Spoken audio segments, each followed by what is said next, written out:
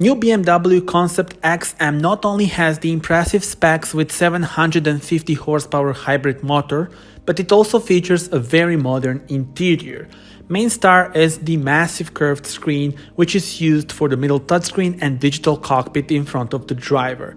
Beneath the screen you will find lots of carbon, and I'm a big fan of the air vent design as well. Another visual highlight is the headliner with a three-dimensional structure. Together with the ambient lighting, it highlights the BMW Concept XM's luxury and comfort. I am sure it will be a real pleasure to drive in this car. The series production model, the BMW XM, will be built from the end of 2022, and it should look very similar to the concept. Tell me in the comments, how do you like it?